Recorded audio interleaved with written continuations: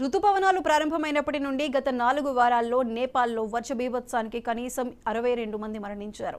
మరో 90 మంది గాయపడ్డారు. కొండచర్యలు విరిగిపడటం, వరదలు, పిడుగుల కారణంగా ఈ రుతుపవనాల మరణాలకు ప్రధాన కారణమని హోంమంత్రిత్వ శాఖ అధికారులు నిన్న ప్రకటించారు. మృతుల్లో 34 మంది కొండచర్యలు విరిగిపడగా 28 మందికి ఎడతెరిపి లేకుండా కురుస్తున్న వర్షం కారణంగా మరణించారని అధికారులు తెలిపారు. ఇది కాకుండా ఈ ప్రకృతి వైపరీత్యాల కారణంగా 7గురు గల్లంతైనట్లు అధికారులు తెలిపారు. భారీ వర్షాల తర్వాత వరదలు, కొండచర్యలు కూడా గణనీయమైన ఆస్తి నష్టం కలిగించాయి. కనీసం 121 ఇళ్లు నీట మునిగాయి. 82 ఇళ్లు దెబ్బతిన్నాయి.